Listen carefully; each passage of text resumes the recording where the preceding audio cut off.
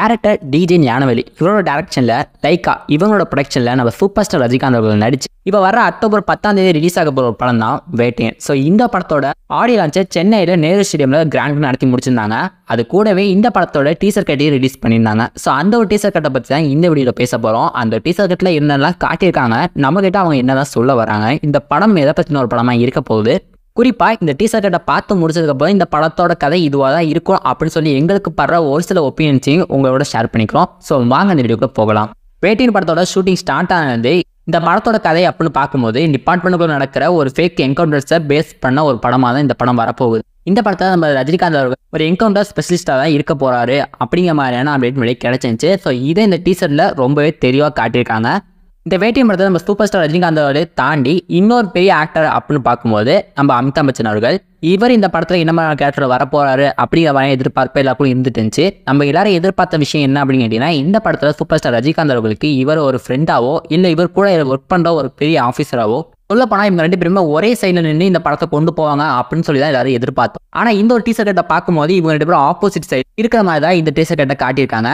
இந்த வேட்டையன் படத்தோட main villain அப்படின்னு சொல்ல போனால் ராணா ரகுபதி அவர்கள் தான். ஆனால் நம்ம ரஜினிகாந்த் அவர்கள் அண்ட் அமிதாப் பச்சன் இவங்க ரெண்டு பேருக்கு இடையிலேயே ஒரு சின்ன பிரச்சனை அப்படிங்கிறது இருந்துகிட்டு இருக்கு. இந்த படத்தோட டேரக்டரான டிஜே ஞானவேலியோட முந்தைய படமான ஜெய்பீம், இந்த படத்துல சூர்யா அண்ட் பிரகாஷ் ராஜ் இவங்க ரெண்டு பேரோட கேரக்டர் என்ன மாதிரி கேரக்டரா இருந்துச்சு அப்படிங்கிற எல்லாருக்குமே தெரியும். நம்ம சூர்யா அவர்கள் ரொம்பவே நேர்மையான ஒரு அட்வொகேட்டா இருப்பாரு. அதே சேம் டைம் நம்ம பிரகாஷ் ராஜ் அவர்கள் ஒரு நேர்மையான போலீஸ் ஆஃபீஸரா இருப்பாரு. இவங்க ரெண்டு பேருமே நல்லவங்க. ஆனா இவங்க ரெண்டு பேருக்கு இடையிலேயே ஒரு சின்ன பிரச்சனை, ஒரு சின்ன மோதல் அப்படிங்கிறது இருந்துகிட்டே இருக்கும். இந்த ஒரு விஷயத்தை தான் இந்த வேட்டையன் படத்திலேயே நம்ம டிஜே ஞானவேல் கொண்டு வந்திருக்காரு.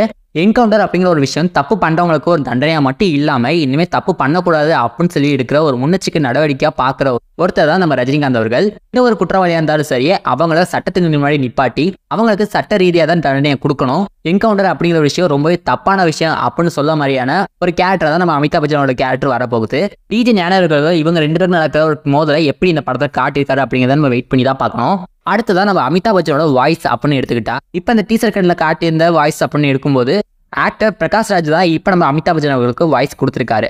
ஆனால் இந்த படத்தோட டீசர் கட் அண்ட் ட்ரெய்லர் கட்டில் மட்டும்தான் இவரோட வாய்ஸ் வந்து நம்ம அமிதாப் பச்சன் அவர்களுக்கு கொடுப்பாங்க. இதுவே படத்தில் பார்க்கும்போது நம்ம அமிதாப் பச்சனோட ரியல் வாய்ஸ் தான் தமிழ் டப்பிங் வரப்போகுது அப்படிங்கிற மாதிரியான அப்டேட் முன்னாடி வந்துருச்சு.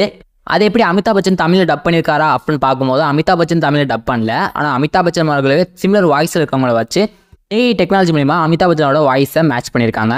இதை நம்ம படமாக பார்க்கும்போது தான் அவரோட வாய்ஸ் நமக்கு தெரிய வரும். இந்த வேட்டையன் படம் அப்படிங்கிறது என்கவுண்டர்ஸை பற்றின ஒரு படமாக இருந்தாலும் இந்த படத்துக்குள்ள கடல் வழியே நடக்கிற ஒரு ஸ்மக்லிங், அதாவது கடத்தில் பற்றின ஒரு கதையும் உள்ளுக்குள்ள கொண்டு வந்திருக்காங்க. அதை ஒரு சில இடங்களில் இந்த டீசர் கட்டில் நமக்கு காட்டியிருக்காங்க. இந்த ரெண்டு கதையும் எப்படி இந்த படத்துக்குள்ள மேட்ச் பண்ண போகிறாங்க, அது மட்டும் இல்லாமல் இந்த படம் உண்மையான சம்பவங்களை பேஸ் பண்ண ஒரு படமாக வரப்போகுது அப்படிங்கிற முன்னாடி அப்படி கிடச்சிருந்துச்சு. ஸோ அது மட்டும் இல்லாமல் இந்த படம் வந்து ஒரு சூப்பர் ஸ்டார் படம் அப்படிங்கிறதுனால மாஸ் கமர்ஷியல் எலமெண்ட்ஸ் எல்லாமே அதிகமாக இருக்கணும் மட்டும் இல்லாமல் ஓரளவுக்காவது இருக்கணும் அப்படிங்கிறது ஃபேன்ஸோட கருத்து. இது எல்லாத்தையுமே எப்படி மேனேஜ் பண்ண போகிறாங்க அப்படிங்கிறத நம்ம வெயிட் பண்ணி தான் பார்க்கணும்.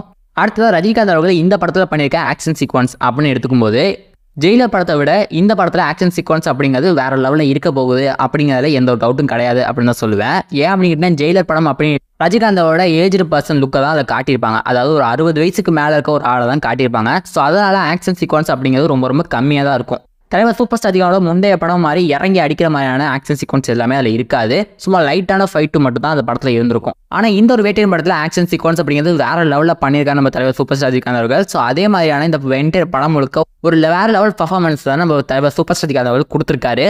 அடுத்தபடியாக இந்த படத்தில் நடிச்சிருக்க actor and actors Rana Raghupathi, Manju Warrier, Dushara Vijayan, Abhirami, Fahadh Faasil இது மாதிரி ஏகப்பட்ட ஆக்டர் அண்ட் ஆக்டர்ஸ் இந்த படத்துக்கு நடிச்சிருக்காங்க. ஆனால் அவங்க எல்லாருமே இந்த டீசர் கட்டுக்குள்ள காட்டியிருக்காங்க. ஆனால் அவங்களோட கேரக்டர் என்ன மாதிரியான கேரக்டர் அப்படிங்கிறத ரிவீல் பண்ணுற விதமாக தான் எதுவும் காட்டல. ஏன்னா எல்லாரோட கேரக்டர் அவங்களோட நேமே ரிவீல் பண்ணுற விதமாக தனித்தனி பிடிஎஸ் வீடியோவை ஷேர் பண்ணியிருந்தாங்க. ஸோ அதனாலே என்னமோ யாரை பற்றியோட கேரக்டரை ரிவீல் பண்ணுறது மாதிரி எந்த ஒரு கிளிப்ஸுமே ஆட் பண்ணல இந்த ஒரு டீசர் கட்டில். இந்த படத்தோட டேரக்டரான டிஜே ஞானவேல் அப்படின்னு எடுத்துக்கிட்டா அவர் ஒரு கண்டென்ட் ஓரியன்டா சொசைட்டிக்கு தேவையான மெசேஜை கொடுக்கக்கூடிய ஒரு டேரக்டரா இருந்துட்டு வந்துட்டு இருக்காரு. நம்ம தலைவர் சூப்பர் ஸ்டார் ரஜினிகாந்த் அவர்கள் அப்படின்னு எடுத்துக்கிட்டா நம்ம செலிப்ரேட் பண்ணுறதுக்காக தான் ஒரு படத்துக்கே போவோம்.